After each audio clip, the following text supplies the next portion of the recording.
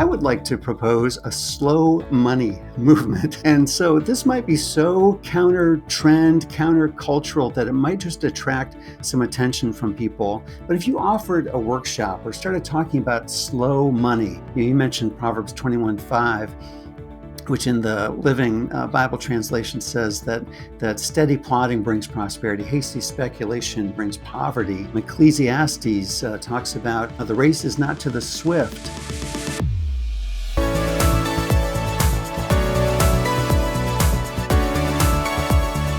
Hey everyone, welcome to Stewardship Leader, where we equip and encourage church leaders who are discipling people in the area of finances to be faithful and good stewards of that calling, and to equip the church and the saints for the work of ministry. We're so excited that you're joining us today. My name is Leo Seda. I'm the host and the president of CSN, and it's such a pleasure today to talk about a topic that I think most churches don't focus on, especially leaders. So I have with me again Matt Bell, and one of the areas that he's very passionate about is investing, which is something that we need to do more of when it comes to educating the bride of Christ in the area of education in investing. And so today we're going to dive into a topic that I think it's something that's so important as we try to, especially as we get older, we try so much to grasp the younger generation and bring them into this topic of stewardship and help them understand stewardship and generosity. My desire and Matt's desire is that we would just focus more on helping younger people understand these biblical principles of investing, of stewardship. And one of those areas as investing is we found that Gen Z is very passionate about investing. And that's a good thing in many ways, but it also could be a bad thing if their influence and what they're receiving isn't a balanced message. And that's what we want to do today. I've invited Matt to come and talk about investing and why Gen Z are so gung-ho about investing and how we can help guide them, which is, again, it's a good thing that they're interested in it, but let's find ways that they're learning and find what we could do to help them. So Matt, welcome to Stewardship Leader. I'm so excited you're back with us today. Thanks so much, Leo. I love this topic. I've been looking forward to the conversation. So there are some things that I want to kind of share to set us up. These are some things that you shared with me that I want to kind of get us started. You've done some research, and some of those are what I'm going to state now. One of them is that Charles Schwab found that 15% of all current stock market investors started in 2020, which is pretty remarkable. I don't think we've ever seen that before, to have such a huge increase of investors at one time. So we want to talk about why did that happen, especially because it was a time when the market actually dropped like 34% in like 10 days. And usually when that happens, people like run out of the market. And we saw a huge increase in investors at that time. Gen Z also are investing earlier than any other generation in history. They're starting around the age of 19. And platforms like Robinhood, Reddit trading communities, we've seen some action with that with some companies that they've influenced the way the stock has gone. And really just influences that are driving the advice that they're receiving from social media, from YouTube, from all kinds of platforms. And they're kind of changing their expectations or guiding their expectations in ways that it's probably not as healthy as it can be. So now that the lines between investing also in gambling has come in, some of these websites, I know Robinhood, Kalshi is two of the websites that just kind of gamify and bring gambling as a way of investing, which is kind of crazy. I never thought that gambling would be seen as a way of investing, but they're normalizing it. And it seems to younger people that that's a good way to increase wealth. And the whole idea really is this get rich quick mentality that the scripture is so against and so speaks about it in a way that helps us to see there's a huge danger with that, right? Steady plotting brings prosperity, hasty speculation brings poverty. And that's what we teach and that's what we believe, that's what we know from experience can happen. But we know it's a problem. Even Warren Buffett recently observed that he's seeing more casino-like behavior in the investing world than ever before. So that's definitely a problematic thing to address. So let's start with looking at the shifting landscape, what's happening with young investors. Why are they interested in investing more than others? And give us kind of a bird's eye view of what's happening with Gen Z investors and why so many are entering, and especially in 2020, why they entered in a market so aggressively. Yeah, it's really remarkable. I mean, some of the things you just rattled off, there's really been an incredible change in the investing landscape in just the recent past. Some other figures to kind of support some of the things you said. In 2020 alone, there were some 10 million new investment accounts opened. That's remarkable. Between 2020 and 2023, some 30 million new investment accounts were opened. So there's been a huge growth in interest in investing and a huge growth in people actually starting to invest. There are a number of reasons for this. We can kind of unpack this as we go, but one of the reasons can be attributed to the so-called democratization of investing. There's a trading platform, Robinhood, that's become really kind of the poster company for this. In fact, that's how they position their mission. Their mission is to democratize investing, and they've done it in a number of ways, one of which is to introduce commission-free trading. So they were the first to do that. Some of the old stalwarts in the industry, Fidelity, Vanguard, others started to follow their lead eventually, but they were the ones that really championed that and made that possible. They also championed the use of fractional share trading, where you can invest a small amount of money to purchase a fractional share of a stock or a mutual fund or an exchange-traded fund. They've also designed a really attractive, really modern, really kind of fun to use trading app. They've kind of gamified trading in doing that. But if you look at their competition, you look at some of the, like I said, stalwarts in the investing space, their apps, I mean, they've got apps nowadays, but they're a lot stodgier, a lot more kind of straightforward, a lot kind of more conservative in their design than Robinhood's app. So it's no wonder that Robinhood has really succeeded in attracting both millennials and Gen Z investors to their platform. Yeah, there's definitely a different look and feel to Robinhood than there is to some of the larger, older institutions like Fidelity and so many others. That, and again, the ability to invest in both of them is the same, but the experience is different, and I think that's intentional, and I think that's part of the reason why Gen Z, especially, and some younger Gen Y, I guess, jumped on and feel like, okay, this I can do this. One of the things that we've had a chance to do, myself and David Thompson, who I worked with, the Stewardship pastor, for many years, is to teach a little bit on and like just the basics of investing. Nothing too complicated, just helping people understand the terms. And part of that 3-4 week class that we did was to actually walk people through the process of how to actually look at a mutual fund, how to decide, what are the parameters I'm looking for? How long has it been in existence? What kind of return does it have? And just that's just basic stuff. And I remember one of the websites that we used was just to jump on and just to give them the the explanation was Fidelity. And as we went through it, it was just a way for us to help them. But it's a little bit, well, let me just, it's kind of bland. There's nothing fun about it. And I think that appeals to an older person because they're not looking for fun. They're looking for, like, I just want the information. Whereas younger people are different in that way. So I think Robinhood and some of the others that have come along, but especially Robinhood, has had that success because of the way they've structured it. And that may be a good thing. I'm glad that they drew people to it. The concern that I think both of us have, that church should have, is that in drawing them in, not only has Robinhood been able to provide a way of looking at investing that's not holistic, right? It's just fun. It's a quick, click away. You can do it right now. There's not a lot of process of education, like how do you do this? How do you understand this investment before you pull the trigger? And then the other part of it is all of these influential sports personalities, live stream people, financial experts, YouTube financial experts that have no qualifications come out and they're good at what they do and they draw sometimes millions. And unfortunately, that advice isn't holistic either. They have their own perspective, their own bend. Talk about that. What's the danger in that when someone that's a Gen Z, a 19 to 25, 30-year-old that's really thinking about investing and not having that long-term perspective? Talk about the danger of both the social media personalities, but also of like a Robinhood. Not that it's a bad platform, but there are some things about it that young people should understand. Yeah, absolutely. And, Gen Z, especially, and also millennials tend to look to social media much more than older investors do for investment advice and other financial advice. And some of it, look, could be fine, but you've got to be a little bit careful and a little bit discerning about it.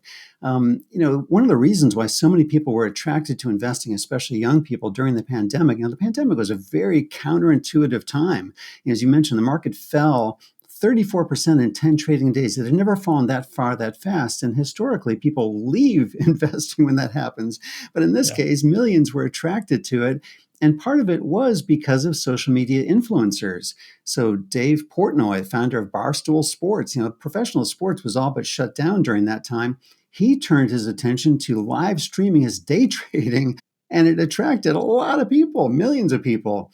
There's a Reddit subreddit called Wall Street Bets. I mean, that name kind of says a lot.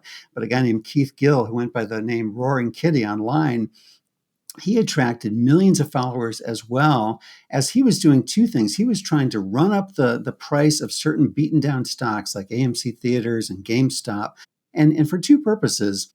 One was to try to help young people make a lot of money quickly. So you get a lot of people investing in a stock, it's going to raise the price. And so if you time it right, you could potentially make a lot of money. He also seemed to be kind of against the big players, the hedge funds out there. And so he knew that some of these funds were taking short positions. They were basically betting against these sorts of stocks, and he wanted to bring harm to them. And to a great degree, he did succeed in his missions to help young people make a lot of money. I mean, some people lost a lot of money too, and he did wreak some havoc with some of the hedge funds. And so all this publicity around these things, it drew more and more younger investors with the sense, I think the danger, to the point of your question, the danger here is the sense that there's easy, quick money to be had in investing, which is really counter to so much of biblical teaching, and really counter to some of the timeless truths just in investing in general.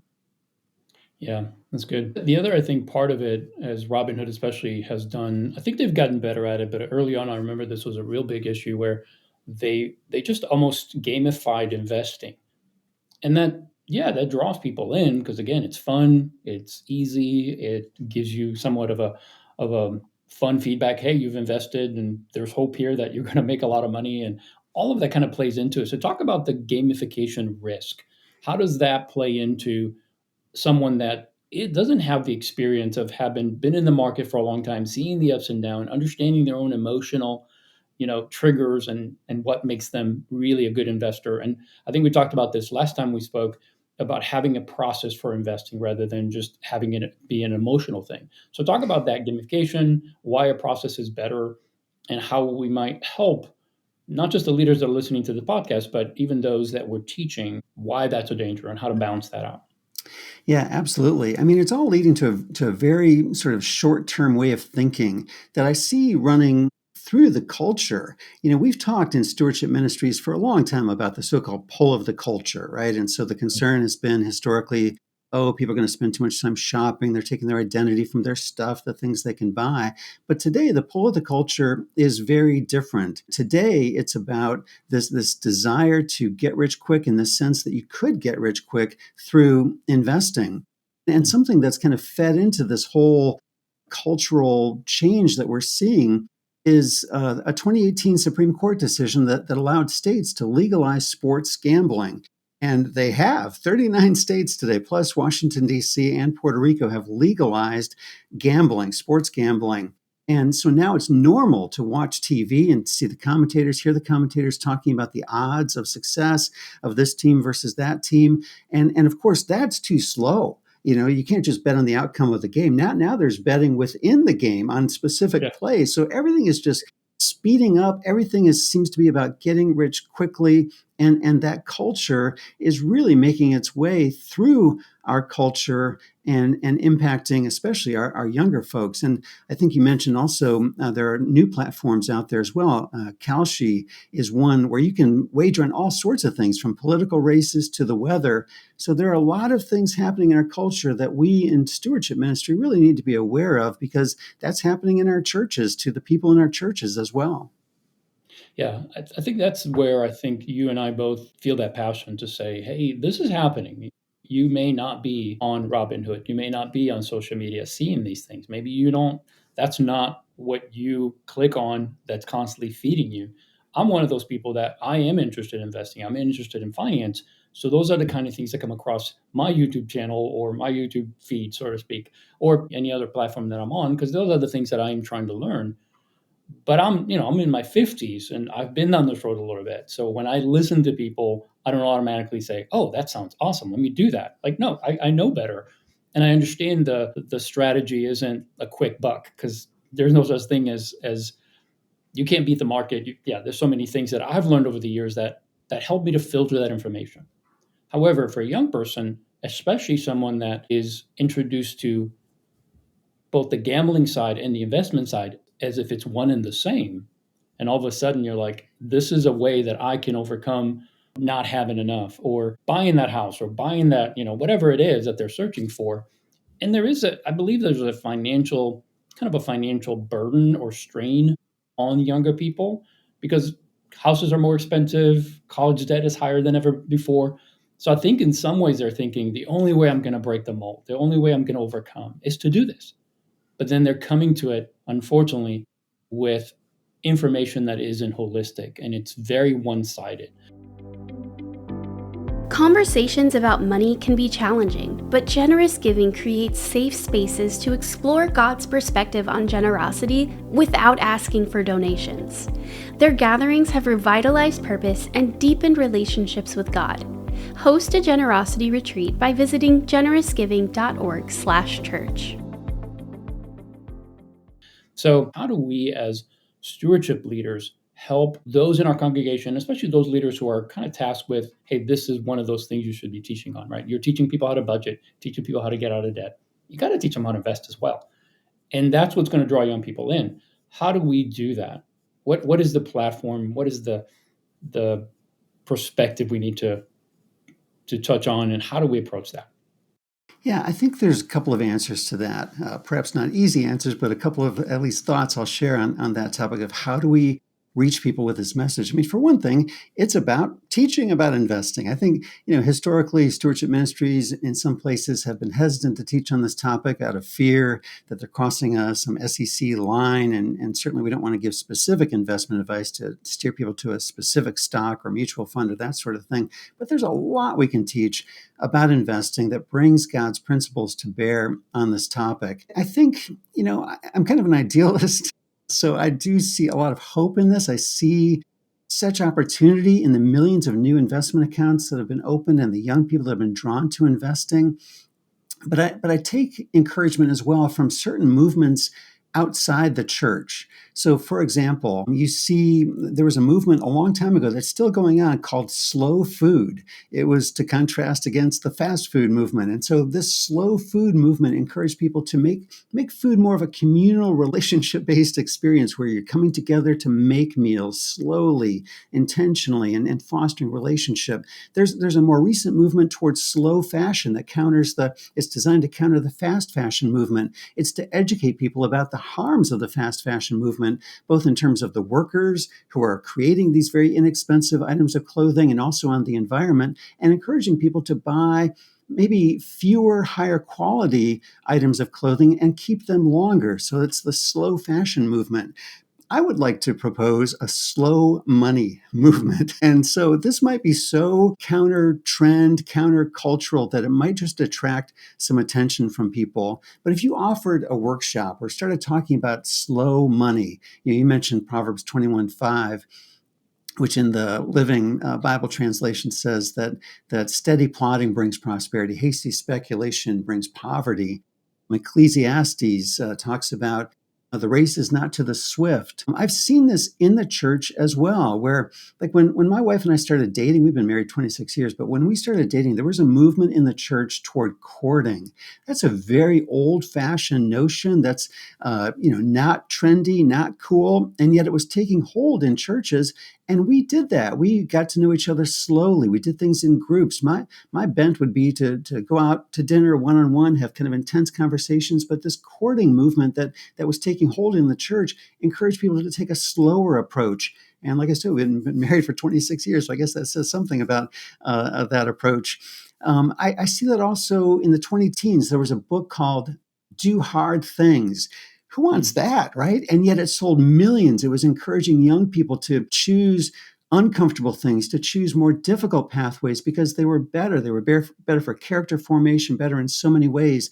And it was very, very successful. And so I think as stewardship leaders, it behooves us to take this more idealistic approach to say, hey, let's bring scripture to people. We don't need to be trendy or try to be something that we're not, to try to be cool or something like that. We just need to teach God's word, but bring it to these younger people in a way that might be intriguing, like call it slow money.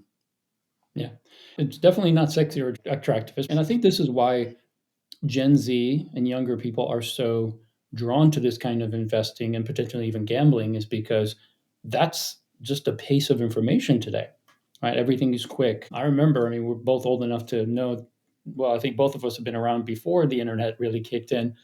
And so we've seen such a speed, an increase in speed as to how the information is coming. And now, even in education, I know this is something as stewardship leaders we struggle with. How do we get people to commit to something that may take multiple weeks to teach, like how to get somebody out of debt, how to help them create a budget? I can't do that in 15 minutes.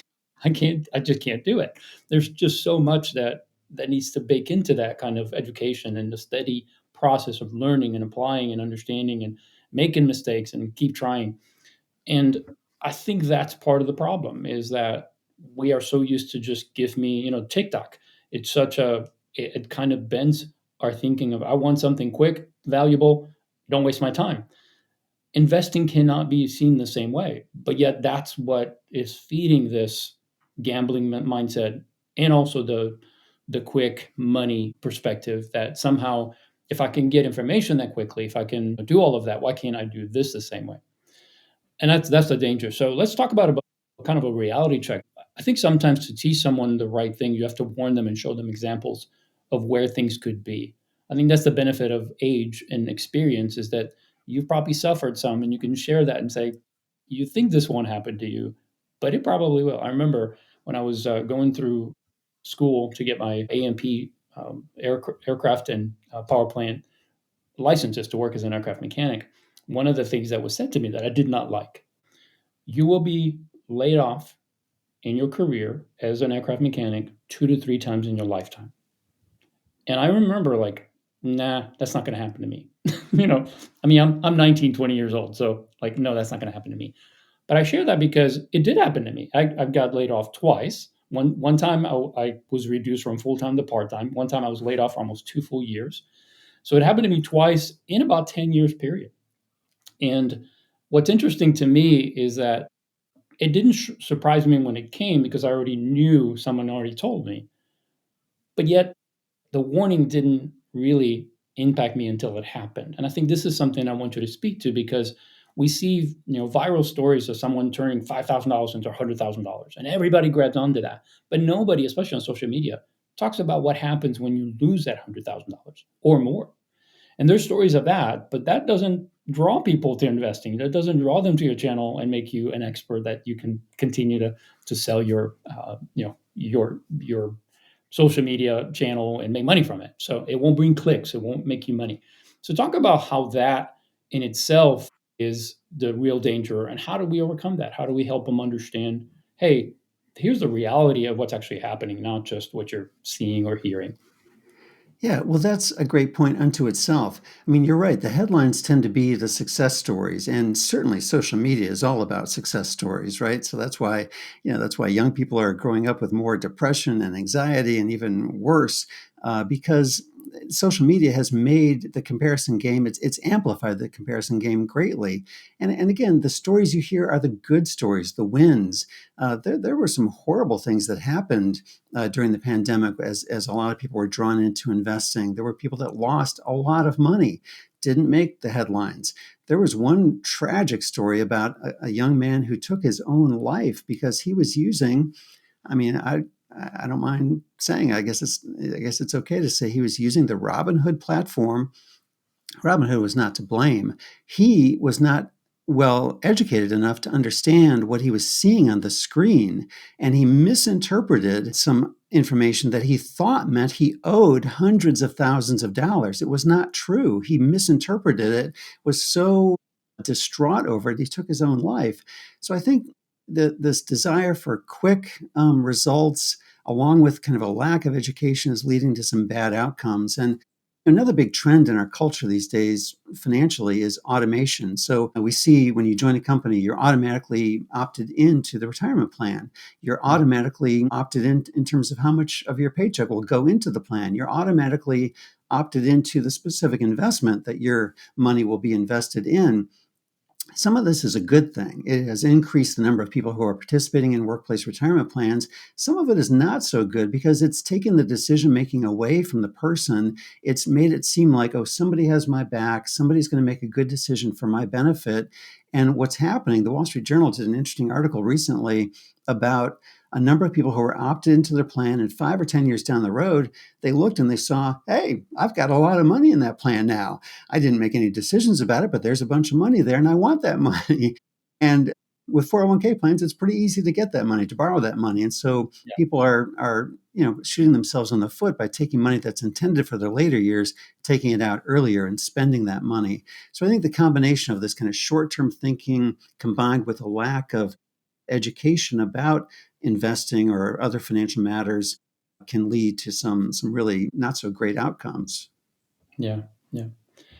Despite the dangers of investing and not having the perspective that young people need to have when it comes to investing, I think it's a good thing that they're engaged in it, that they want to do it. I think that's a good thing. I think we need to capitalize on that. So how can we harness that openness, that curiosity, in a way that helps us to disciple them, to move in a discipleship direction? How would you guide leaders and churches to think and do that? I think we need to go to them. If we offer a financial workshop, a stewardship workshop for our church, we're probably not going to draw too many middle schoolers or high schoolers or college age young people. But if we go to them, that could be much more effective. So reach out to the person who's leading the college age ministry. If you have one at your church, reach out to the person who's leading the high school or middle school ministry and see if you can get an opportunity to speak to their groups. Go to them. There's a ministry, Young Life, that is very effective in going to young people. They go into the high schools. They go to football games with these students. They're building relationship, drawing people into, encouraging people, pointing people toward Christ.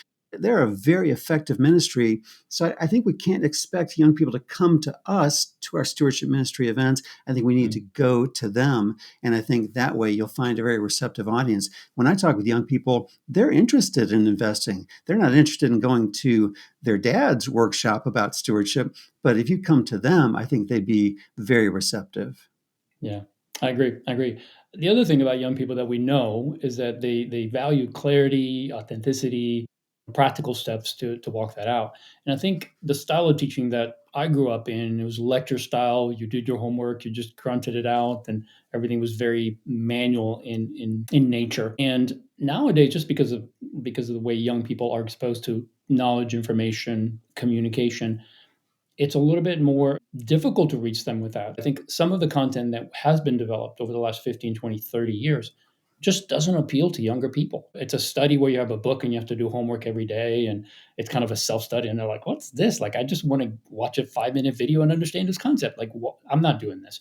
And I think that's where I really want to challenge some of the content creators out there to really think, are you really connecting with what you're developing today? And if you're not doing it in a way that is attracting them in the same way a Robinhood app does, you probably don't have stand a chance. They're going to deviate to something that's fun, that's engaging.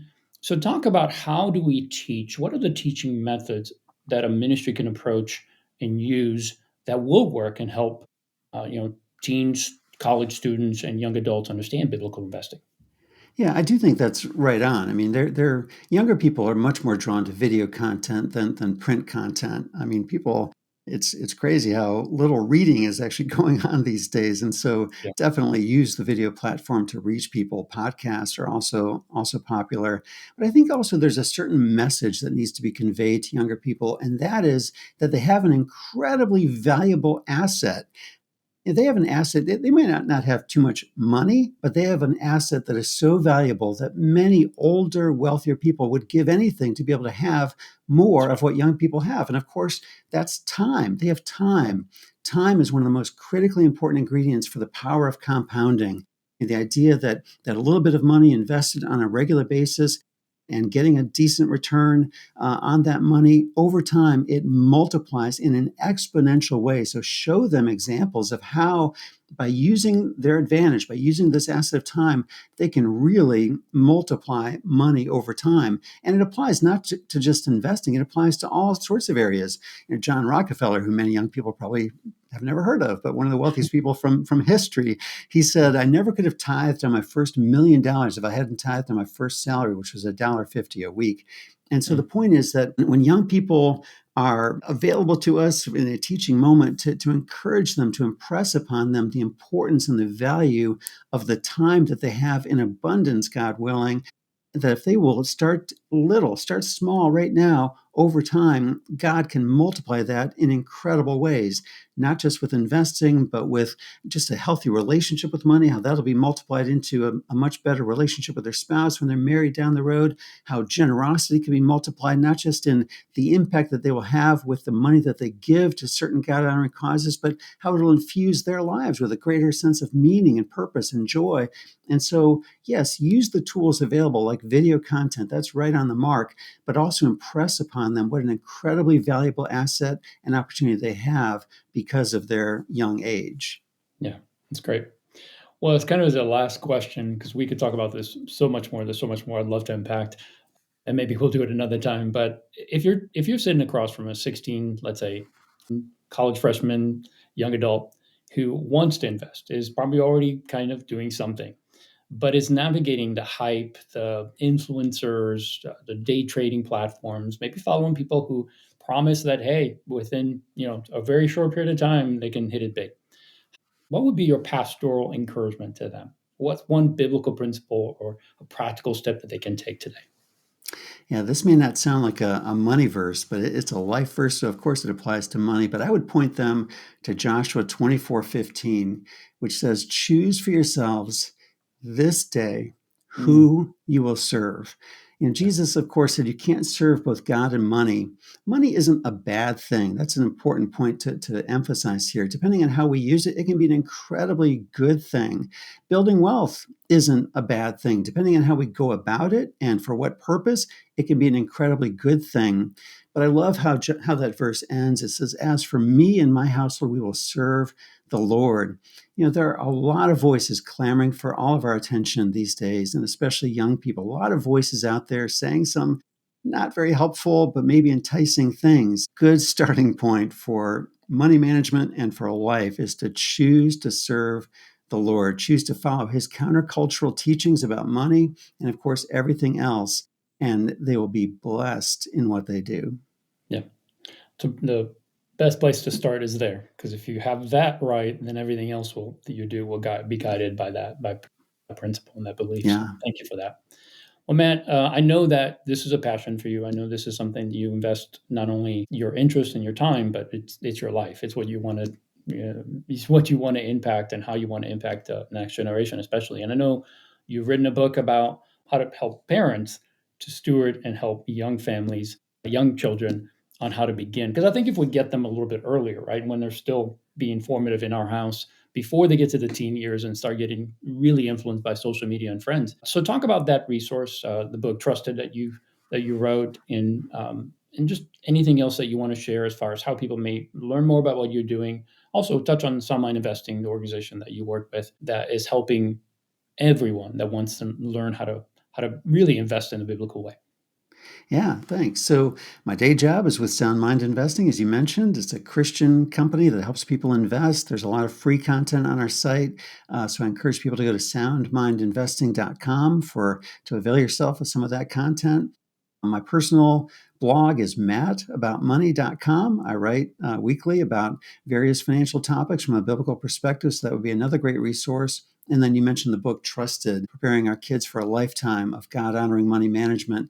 I really think it's so important to reach our kids and start to teach our kids from a very young age, even beginning at like age 2, kids can start to understand some things about money. If we raise them with biblical perspectives and practices while they're still under our roof, things will work out so much better for them. Yeah, I agree. Such an important thing to do.